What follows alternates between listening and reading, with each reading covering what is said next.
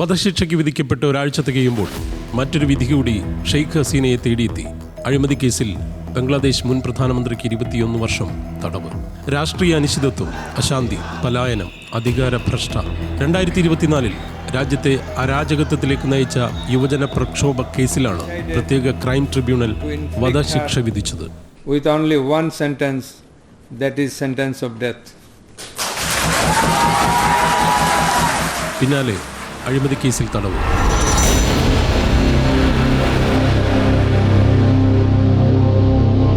പൂർബാഞ്ചൽ new town പ്രോജക്റ്റിൽ പ്ലോട്ടുകൾ അനുവദിച്ചതിലെ ക്രമക്കേടിലാണ് 21 വർഷ തടവ്. 3 കേസുകളിലായാണ് ശിക്ഷ. 2024 പ്രക്ഷോഭങ്ങളിൽ 1400 പേർ മരിച്ചെന്നും 1000-ഓളം പേർക്ക് പരിക്കേറ്റെന്നുമാണ് UN കണക്ക്. 71 ബംഗ്ലാ സ്വാതന്ത്ര്യ പോരാട്ടത്തിനു ശേഷം രാജ്യം കണ്ട ഏറ്റവും വലിയ രാഷ്ട്രീയ പ്രക്ഷോഭത്തിലെ ഭൂരിഭാഗം മരണങ്ങളും സുരക്ഷാസേന നടത്തിയെന്നാണ് കോടതി പറയുന്നത്. എന്നാൽ ഹസീനയ്ക്കെതിരായ കുറ്റകൃത്യ വിചാരണ പക്ഷപാതപരമെന്നാണ് മറുവശം. ഹസീനയെ ഇല്ലാതാക്കാൻ ജമാഅത്തെ ഇസ്ലാമി അടക്കമുള്ള തീവ്ര വിഭാഗങ്ങൾ നീക്കം നടത്തിയെന്ന് അവാമി ലീഗ് കുറ്റപ്പെടുത്തുന്നു. അടുത്തിടെ BBC നൽകിയ അഭിമുഖത്തിൽ ഷെയ്ഖ് ഹസീന ഇത് പറയുകയും ചെയ്തു.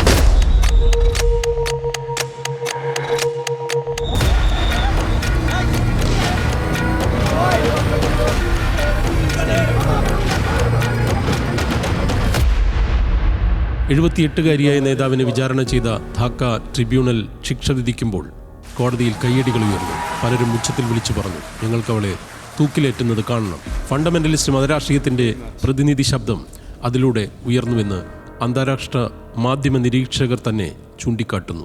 2024 ഓഗസ്റ്റിൽ കലാപകാരികൾ രാഷ്ട്രപിതാവായ ഷെയ്ഖ് മുജിബുർ റഹ്മാന്റെ മ്യൂസിയവും ഹസീനയുടെ വസതിയുമടക്കം അടിച്ചു തകർത്തപ്പോൾ ധാക്കയിൽ നിന്ന് പലായനം ചെയ്ത് ഇന്ത്യയിൽ രാഷ്ട്രീയ അഭയം തേടിയ ഹസീന ഇപ്പോൾ ഡൽഹിയിലുണ്ട്.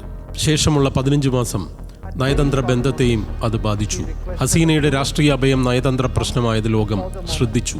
പിതാവ് മുജിബുർ റഹ്മാന്റെ വധത്തോടെ നാട്ടിലെത്തി രാഷ്ട്രീയത്തിൽ പ്രവേശിക്കുമ്പോൾ ഷെയ്ഖ് ഹസീന വിചാരിച്ചിട്ടുണ്ടാകില്ല ബംഗ്ലാദേശ് ചരിത്രത്തിൽ ഏറ്റവും കൂടുതൽ കാലം ഭരിക്കുന്ന പ്രധാനമന്ത്രിയാകുമെന്ന്. കൂടെ നിന്നവർ ഒറ്റക്കൊടുത്ത് പട്ടാളം ജമാഅത്തിന്റെ പിന്തുണയോടെ മുജിബുർ റഹ്മാൻ എന്ന സോഷ്യലിസ്റ്റ് വീക്ഷണമുള്ള ജനകീയ നേതാവിനെ വീട്ടിലിട്ട് തീർത്തപ്പോൾ വിദേശത്തായിരുന്നതുകൊണ്ട് മാത്രം രക്ഷപ്പെട്ട 2 പെൺമക്കളിൽ ഒരാളാണ് ഹസീന. അന്ന് രാഷ്ട്രപിതാവിനെതിരായ നീക്കത്തിൽ പാകിസ്ഥാന് പങ്കുണ്ടായിരുന്നുവെന്ന് അവർ ആരോപിക്കുകയും ചെയ്തു.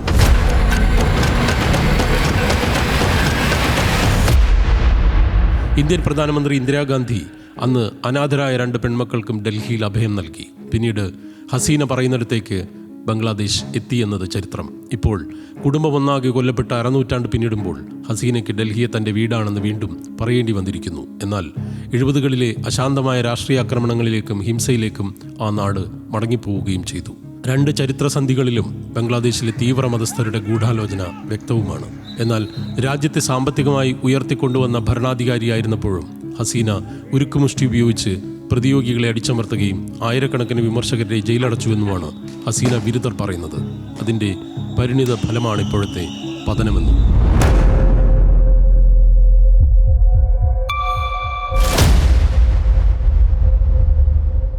71 പാക് വിരുദ്ധ സ്വാതന്ത്ര്യ സമരം നയിച്ച മുജിബുർ റഹ്മാന്റെ മകൾ 96 ആദ്യമായി പ്രധാനമന്ത്രിയായത്. 2001 പരാജയപ്പെട്ടു. 2009 വീണ്ടും ജയിച്ചു. പിന്നീട് 15 വർഷം അവർ അധികാരത്തിൽ തുടർന്നു. ഇതിനിടെ പലരെയും നിശബ്ദരാക്കിയെന്നതാണ് വിമർശനം. US state secretary Henry Kissinger basket case economy എന്ന് വിളിച്ചിരുന്ന ബംഗ്ലാദേശ് പക്ഷെ പതിയെ വലിയ GDP വളർച്ചയ്ക്ക് സാക്ഷ്യം വഹിച്ചു. ഇന്ത്യൻ പ്രതിശീർഷ വരുമാനത്തേക്കാൾ അവർ മുന്നിലെത്തി. നൊബേൽ ജേതാവായ ഇക്കണോമിസ്റ്റ് ഡോക്ടർ മുഹമ്മദ് യൂനിസിന്റെ ഇടക്കാല ഭരണമാണ് ഇപ്പോഴുള്ളതെങ്കിലും സൈന്യവും തീവ്ര മതപണ്ഡിതരുമാണ് കാര്യങ്ങൾ നിശ്ചയിക്കുന്നതെന്നാണ് ഹസീനയുടെ വാദം. ഹസീനയെ ഇനി തങ്ങൾക്ക് കൈമാറുകയെന്ന നിർബന്ധിത നയതന്ത്ര ഉത്തരവാദിത്തം ഇന്ത്യക്കുണ്ടെന്നാണ് ബംഗ്ലാദേശ് വിദേശകാര്യ മന്ത്രാലയം പറയുന്നത്. പക്ഷേ ധാക്കയിൽ കൊണ്ടുപോയി വധശിക്ഷ നടത്തുക എളുപ്പമല്ലെന്ന് ധാക്കയിലെ മുൻ ഇന്ത്യൻ ഹൈക്കമ്മീഷണർ പിനാക് രഞ്ജൻ ചക്രവർത്തി അടക്കം പറയുന്നു. രാഷ്ട്രീയ സ്വഭാവമുള്ള കേസുകളിൽ കൈമാറൽ എപ്പോഴും സംഭവിക്കണമെന്നില്ല. JNU പ്രൊഫസർ സഞ്ജയ് ഭരദ്വാജും Jindal global university professor Sreeradha ദത്തയും മൈക്കൽ കുർഗ്മാനും പറയുന്നു.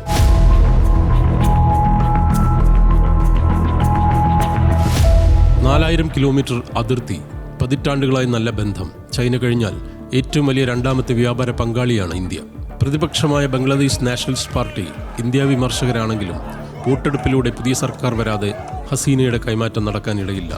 ക്ഷമയോടെ കാത്തിരിക്കുകയാണോ അതോ നടപടി നേരിടാൻ തയ്യാറെടുക്കുകയാണോ ഹസീന എന്ന് അറിയില്ല.